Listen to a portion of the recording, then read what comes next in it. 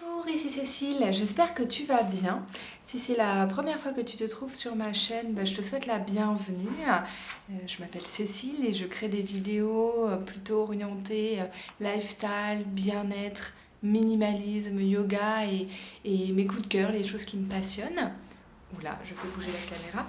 Et si tu as l'habitude de venir voir mes vidéos, je suis très contente de te retrouver. Merci d'être passé par ici aujourd'hui et de partager ce petit moment avec moi.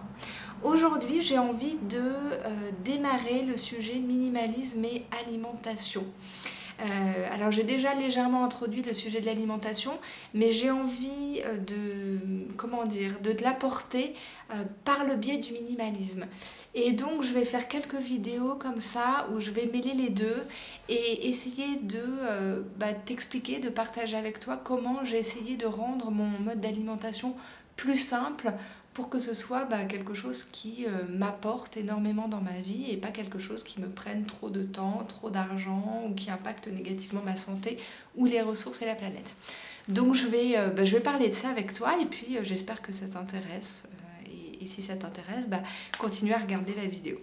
Alors, pour rappel, donc, le minimalisme, il n'y a pas de définition globale, enfin en tout cas je crois pas.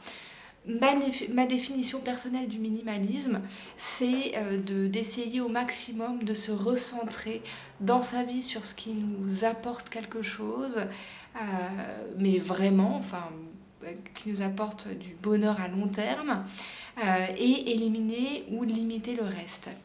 Et puis moi j'ajouterais aussi, c'est essayer de se concentrer sur des choses qui ne vont pas nous pousser à gaspiller les ressources ou la planète, l'environnement.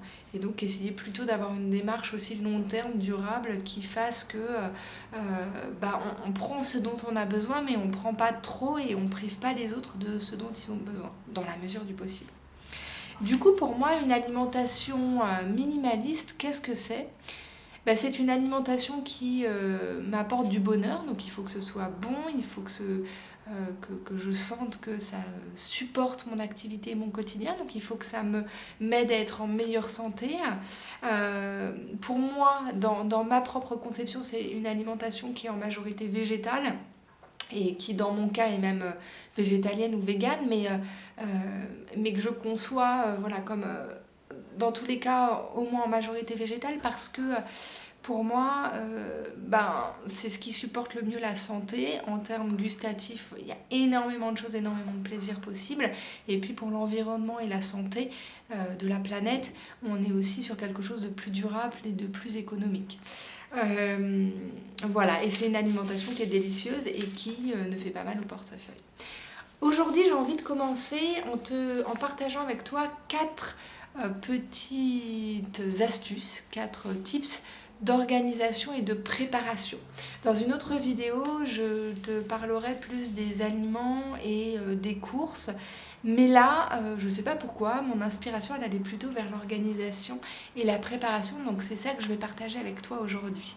Et donc je vais te donner un peu, moi, quelles sont mes astuces pour me simplifier la vie quand je cuisine. Alors il y en a plein d'autres, il y a plein de choses possibles. Donc je t'invite à partager avec moi tes propres astuces. Mais voilà, en voici 4 et j'espère qu'elles pourront te servir. La première, c'est bien évidemment de cuisiner en grande quantité pour plusieurs repas, pour plusieurs jours, et ensuite d'alterner comme ça les différentes choses qu'on a préparées. Je te donne un exemple concret. Moi, dimanche soir, j'ai préparé une énorme, alors je sais pas si on peut appeler ça une soupe ou une potée, tu vois, genre un énorme ragoût de lentilles, corail avec des pommes de terre, des poivrons, des carottes, je sais plus ce que j'avais mis dedans, des épices, pas mal de légumes, pas mal de choses. J'avais en plus des invités à la maison, donc j'en ai fait une grosse marmite. On en avait pour les enfants, pour nous, et j'en avais ensuite pour 3 jours. Et j'en ai gardé pour 2 jours dans mon frigo, donc pour moi et les enfants, et j'ai congelé également un Tupperware. Et ça, c'est tout simple, mais si tu veux, ça m'a pris 20 minutes à préparer cette soupe, parce que comme les légumes étaient bio, j'avais pas besoin de les peler, mais bon, donc j'ai économisé un peu de temps. Donc ça m'a pris 20 minutes de préparation, après la mijoter tranquillement pendant 1 heure, et ensuite et ben ça fait 4 jours de nourriture préparée. Donc ça, j'adore. Enfin, c'est vraiment... c'est vrai que je me suis mise assez tard à cuisiner comme ça des grandes quantités parce que je fonctionne beaucoup à l'inspiration et que donc j'avais tendance à être assez court-termiste sur le qu'est-ce qu'on va manger ce soir. Mais quand tu as quelque chose comme ça d'aussi satisfaisant et d'aussi bon, et ben autant en profiter par la suite. Par contre, moi j'aime bien varier ce que je mange tous les jours. Donc ce que je fais, c'est que à côté de mon ragoût de lentilles, je me fais toujours un petit truc en plus qui va être hyper simple à préparer et qui va me permettre comme ça de varier un peu tous les jours. Par exemple, hier j'ai fait des choux-fleurs à l'étouffée avec une petite sauce tahin. Ça m'a pris littéralement 3 minutes parce que les choux-fleurs, bah, j'ai coupé les fleurets, je les ai jetés dans la casserole. La sauce, hop, j'ai mélangé du thym, de l'eau et du citron. J'avais ça avec mon ragoût et c'était mais hyper bon. J'ai aussi mon ragoût de lentilles pour ce soir et puis bah, je vais faire autre chose avec peut-être un peu d'épinards, de bok choy, je ne sais pas. Mais toujours est-il qu'à chaque fois j'agrémente avec autre chose. Mais j'ai cette base qui est toute prête, qui est hyper bonne, hyper satisfaisante. Et en plus, bien sûr, c'est très économique. Et j'en ai congelé 2 grosses portions. Comme ça, si un soir avec mon mari on est fatigué, que j'ai pas envie de préparer quelque chose, bah, j'ai juste à sortir ça du congélo et je sais qu'on va se régaler. Donc voilà, cuisiner en grande quantité, il ne faut pas hésiter à y aller là-dessus. La deuxième chose, c'est que quand on a un emploi du temps très chargé, enfin oui, un emploi du temps chargé, qu'on a beaucoup de choses à faire et peu de temps de réflexion, moi, personnellement, la répétitivité peut m'arranger parfois. C'est-à-dire que moi, quand je mange à la maison le midi et que je suis toute seule, je fonctionne par période, mais disons que sur une période donnée, je vais avoir à peu près toujours la même structure de repas. Par exemple, en ce moment, c'est le printemps, il fait relativement beau, là où j'habite, relativement doux. Donc en général, ça va être une céréale ou pseudo-céréale ou une légumineuse, comme, je sais pas, du quinoa, des azuki, enfin peu importe, ce que j'ai fait cuire en grande quantité auparavant, que je vais accompagner d'une énorme salade avec plein de choses. Donc dedans, il va y avoir, je sais pas, de la salade verte, des betteraves, des champignons, des artichauts marinés, des concombres, des algues, enfin un peu tout ce que j'ai dans mon frigo. Et puis je vais me faire souvent un toast à l'avocat, parce que j'adore les toasts à l'avocat, et des noix. Et ça va être mon repas du midi. Et donc tous les jours, ça change un peu parce que je mets pas la même chose dans ma salade, que parfois je mets, je sais pas, des tagliatelles de carottes ou de courgettes, et d'autres fois ça va être les artichauts marinés. Enfin, tu vois, ça varie dans les goûts, mais la structure reste la même et du coup, j'ai pas besoin de réfléchir. Je sais que j'ai toujours cette panoplie-là d'ingrédients dans mon frigo et j'achète toujours ça comme base. Je sais que 2 fois par semaine, je vais faire cuire des céréales ou des légumineuses en grande quantité et que du coup, après, je vais piocher là-dedans pour mes repas du midi et du coup ça me simplifie énormément la vie, j'ai pas de temps de réflexion et c'est toujours hyper bon, hyper satisfaisant et in fine aussi assez économique. Et en plus, comme c'est varié, je sais que j'ai tout ce dont j'ai besoin pour ma santé. Donc ça, c'est pour ça que moi, je ne suis pas contre la répétitivité quand c'est bon et que ça te simplifie la vie. Et après, bah, j'essaye d'être plus créative le soir ou le week-end, mais je n'ai pas envie de consacrer, enfin de tous les jours avoir à me poser la question sur voilà, qu'est-ce que je vais manger, qu'est-ce que je vais manger. Donc je me permets cette simplicité et ça me sert beaucoup. Une troisième astuce qui est plus en termes de préparation, c'est de choisir des légumes qui sont faciles et rapides à préparer, au moins pour la semaine ou pour les jours où on sait qu'on n'a pas beaucoup de temps. Et de choisir des modes de préparation hyper simples. Donc ça, c'est bien de connaître en avance ces modes de préparation simples. Et ensuite, comme ça, on n'a plus qu'à dérouler, à appliquer et ça nous simplifie la vie. Et j'insiste là-dessus parce que moi, je suis pour le fait de manger beaucoup de légumes. Je suis convaincue que c'est ça qui vraiment va nous aider à être en meilleure santé, à avoir toutes les vitamines et les minéraux dont on a besoin. Donc je suis pour le fait d'en manger vraiment à chaque repas et plutôt en grande quantité. Et du coup, mais voilà, après je vais pas tous les soirs me peler tout un tas de trucs pour me faire une ratatouille ou je ne sais quoi. Non, je favorise les préparations simples. Et il y a des choses qui sont hyper faciles à préparer et qui vont te prendre 1 minute. Par exemple, tu prends une butternut, tu enlèves les pépins, tu la mets au four 1 heure Et au bout d'une heure, tu la sors, tu grattes la chair, tu mets un peu d'huile d'olive, une vinaigrette, une sauce au thym ou ce que tu veux. C'est hyper bon, hyper satisfaisant et ça t'a pris littéralement 1 minute de préparation. Ou alors tu peux te faire des choux-fleurs ou des brocolis à la vapeur ou à l'étouffée et pareil, dessus tu te mets une bonne vinaigrette ou une bonne sauce que t'aimes et c'est hyper simple et t'as ton apport de légumes.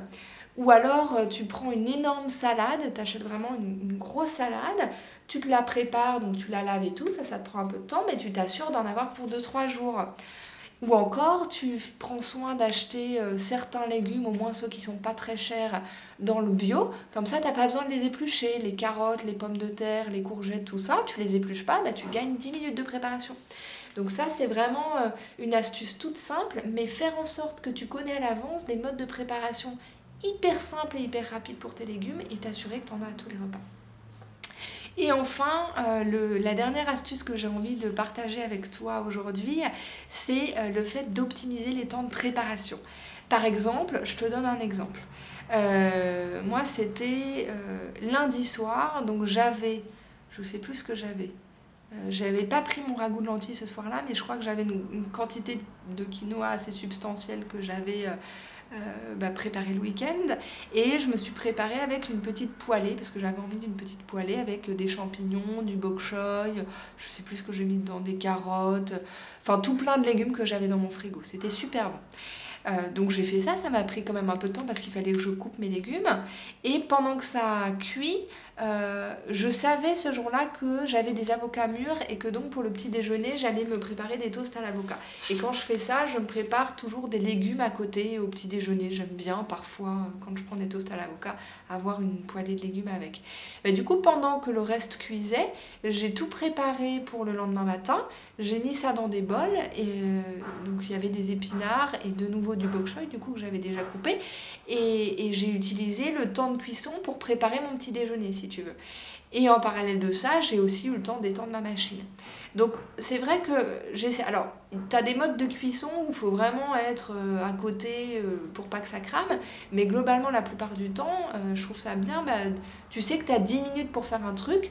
Bah, au lieu d'aller, tu vois, scroller Instagram dans ta cuisine, parce que finalement 10 minutes c'est pas grand chose, ben non, tu prends ce temps-là pour étendre ton linge, pour préparer ton petit-déj, pour faire ce que tu veux, mais vraiment optimiser ce temps qui sinon est un petit peu perdu, et comme ça, bah, t'as pas à le faire après dîner par exemple, et ça c'est top.